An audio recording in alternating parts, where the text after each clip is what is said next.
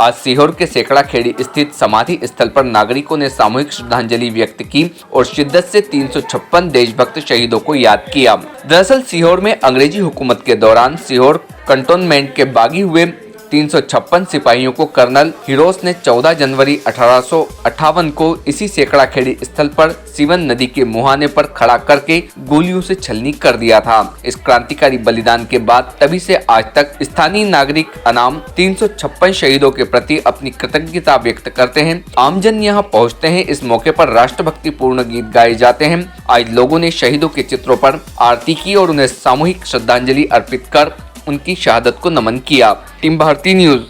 ये इसलिए इस स्थान की एक कीर्ति है क्योंकि पूरे देश में तो क्रांति 1857 में हुई थी अंग्रेजों को खदेड़ने के लिए, लेकिन सीहोर में जो क्रांतिकारी थे उन्होंने अंग्रेजों को न सिर्फ खदेड़ दिया था बल्कि यहाँ पे एक उनके पैरेलल सरकार बना ली थी, जिस सरकार का नाम था सिपाही बहादुर सरकार।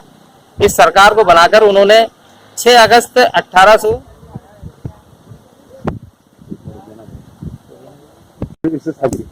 देखिए 1857 में जब मार्च में मंगल पांडे ने क्रांति का बिगुल फूंका था, उसी समय जुलाई में 1857 सीहोर में भोपाल कंटिंजेंट की सेना के क्रांतिकारियों ने महावीर कोट के नेतृत्व में क्रांति की अलग जगा दी थी और 6 अगस्त 1857 को अंग्रेजों को खदेड़कर एक स्वतंत्र सरकार बना ली थी। अंग्रेजों के जितने भी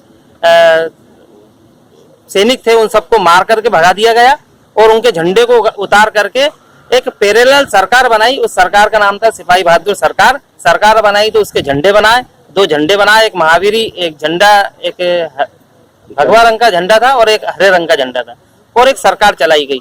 6 अगस्त 1857 के बाद ये सरकार चलती रही और यहाँ पे स्थानीय सरकार का शासन था और 1858 14 जनवरी जब जनवरी के माह में जनरल यूरोज आया सीहोर में और उनकी बहुत बड़ी अंग्रेजों की सेना थी, उस सेना ने यहाँ के स्थानीय क्रांतिकारी सरकार को दबाया और यहाँ की सरकार को के सैनिकों को पकड़ के क्रांतिकारियों को पकड़ के जेल में डाला और उनसे कहा कि आप लोग यदि माफीनामा लिख करके दे देंगे तो हम आपको छोड़ देंगे। लेकिन उन क्रांतिकारियों ने देश की स्वतंत्रता के लिए अंग्रेजों से किसी भी तरह का समझौता करने से इनकार कर दिया।